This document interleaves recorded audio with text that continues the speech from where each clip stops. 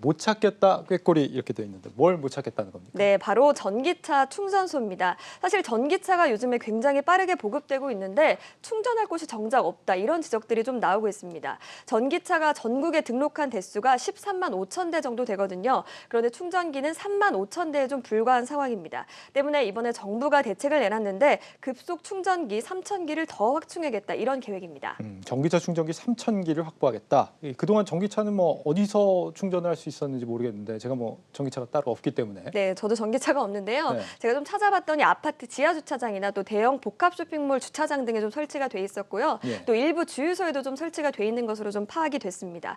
그런데 정부가 이미 지난 2017년에 주유소에 지원금 2천만 원을 지급하고 충전기를 설치해라 이렇게 좀 독려를 했습니다. 그런데 지난해 12월 기준으로 보면 국내 주유소 1만 곳 가운데 전기차 충전소를 설치한 곳은 1% 정도에 불과한 상황입니다. 아니 정부가 지원금까지 준다는데 왜 설치를 안 한다는 거죠? 네, 2천만 원을 줘도 수익성이 낮기 때문인데요. 일단 가격이 매우 낮습니다. 네. 100km당 연료비를 보면 휘발유차가 11,448원인 반면에 전기차는 1,132원밖에 안 됩니다. 또 휘발유는 사실 금방 주유가 됩니다. 한 5분 정도면 주유가 되는데 전기차는 급속 충전을 해도 1시간이 좀 걸리는 상황입니다. 네. 이렇게 되면 회전율이 굉장히 떨어지겠죠. 그렇기 때문에 주유소들이 수익성이 낮다는 이유로 선호를 하지 않고 있는 상황입니다. 그렇군요. 전국에 주유소가 많으니까 주유소에서 전기 충전도 하게 하자 이런 생각이었던 것 같은데 생각이 좀 너무 단순하지 않았나 네. 이런 생각을 해봅니다.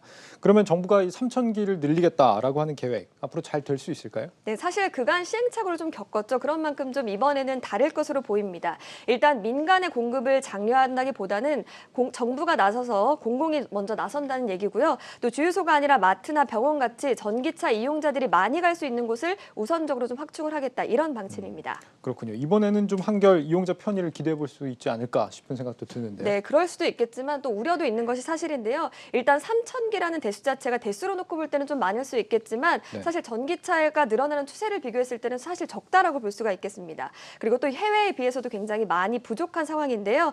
독일 같은 경우에는 아파트나 오피스텔 같은 곳에 주차 공간 20%에 전기 충전 케이블을 설치하도록 법으로 규정하고 있고요. 또 미국도 10분 거리에 충전소를 하나씩 두는 주들이 생겨나고 있다고 합니다. 네. 반드시 급속 충전이 아니라고 하더라도 주거 단지나 또 직장에서 전기차를 충전할 수 있는 시스템이 마련돼야 된다. 이런 지적들이 나오고 있습니다. 우리 같은 경우도 적용하면 되지 않습니까? 아파트 주차장 요즘에 많잖아요. 물론 말은 쉬운데 실제 현장에서는 좀 혼란이 있는 것도 사실입니다. 네. 아파트에 전기차 충전기가 없거나 또 충전기 설치를 좀 반대하는 경우가 많은데요. 오래된 빌라나 다세대 주택에 살고 있는 경우는 더욱더 심한 편입니다. 일단 전기를 꼽는 콘센트 자체가 없기도 하고요. 또 주차 공간이 협소해서 충전기를 설치하기도 힘든 상황입니다.